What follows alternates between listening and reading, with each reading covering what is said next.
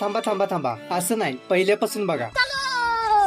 तर एवढी खतरनाक गर्दी बघून तुम्हाला तर अंदाज आलाच असेल की आजचा विषय एकदमच कडकता फडकता आहे. जर तुम्हाला माहित नसेल तर सांगतो, मी आहे कडकता फडकता ब्लॉगर संकेत. एका छोट्याशा गावातून मोठी स्वप्न घेऊन आलोय. तर मित्रांनो, आज आपण आलोय सातारा शहरापासून जवळपास 15 किलोमीटर अंतरावर असलेल्या एका निसर्गरम्य आणि पर्यटन स्थळी, ते म्हणजे जानकी ऍग्रो टुरिझम. तर मित्रांनो, बरेच दिवस झाले मी कुठेच बाहेर गेलो नव्हतो, त्याच्यामुळेच आपलं ब्लॉग काही पडत नव्हतं. पण आज फुल राडा करू, कारण की दुनिया गोल आणि आपला विषयच खोल. सातारचा कंदी पेढा खायचा, मी ब्लॉगर व्हायचा. आता विकेंड असल्यामुळे गर्दी तर भरपूरच होती, त्याच्यामुळे इथलं तिकीट मिळणं लय अवघड होतं. पण आम्ही घरनं येतानाच नीट नियोजन आखून आलो होतो, त्यामुळे तिकिटाचा कार्यक्रम आधीच सेट केला होता. आता एकाच वेळी सगळं पब्लिक एकत्र एंट्री घेत असल्यामुळे सगळीकडे नुसताच गोंधळ उडलेला. पण एवढं सगळं झाल्यानंतर फायनली एकदाची आम्हाला एंट्री भेटली आणि आमची ही छोटीशी सहल सुरू झाली. यामध्ये आम्ही खूप काही बघितलं, खूप काही खाल्लं आणि खूप मजा केली. आता हे सगळं जर तुम्हाला बघायचं असेल तर पार्ट 2 साठी फॉलो करा.